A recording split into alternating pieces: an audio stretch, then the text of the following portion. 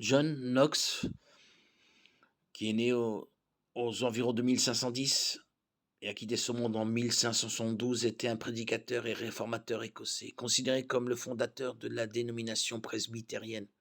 Certains théologiens contemporains l'admirent pour son zèle, son dévouement à la vérité des Écritures et sa vie sainte.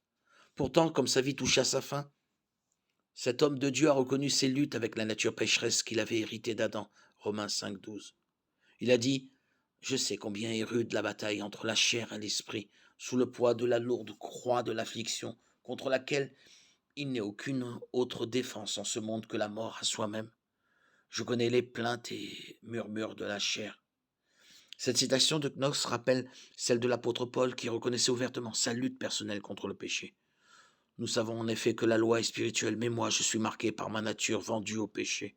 Je ne comprends pas ce que je fais. Je ne fais pas ce que je veux et je fais ce que je déteste. Or, si je fais ce que je ne veux pas, je reconnais par là que la loi est bonne. En réalité, ce n'est plus moi qui agis ainsi, mais le péché qui habite en moi. En effet, je sais que le bien n'habite pas en moi, c'est-à-dire dans ma nature propre.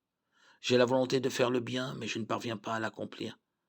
En effet, je ne fais pas le bien que je veux, mais je fais au contraire le mal que je ne veux pas. Or, si je fais ce que je ne veux pas, ce n'est plus moi qui le fais, mais le péché qui habite en moi. Je découvre donc cette loi.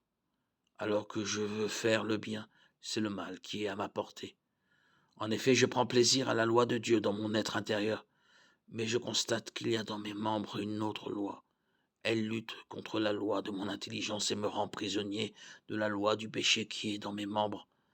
Malheureux être humain que je suis, qui me délivrera de ce corps de mort.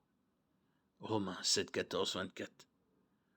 Paul dit dans sa lettre aux Romains que quelque chose dans sa nature propre, qu'il appelle la chair, rend sa vie chrétienne difficile et le tient prisonnier du péché. Martin Luther, dans sa préface à l'Épître aux Romains, commente ainsi l'emploi de ce terme. Il ne faut donc pas comprendre la chair comme seulement liée à l'impudicité. Paul emploie ce terme pour l'homme entier, corps, âme et esprit, avec toutes ses facultés, car tout ce qui est en lui aspire et court après la chair. Cette citation montre que la chair, ce sont nos affections et désirs contraires à ceux de Dieu, pas seulement sexuels, mais dans tous les domaines de la vie. Pour bien comprendre ce qu'est la chair, il faut examiner la définition biblique de ce terme et son emploi dans les Écritures, sa manifestation dans la vie des croyants et des incroyants, ses conséquences, et enfin, comment la vaincre.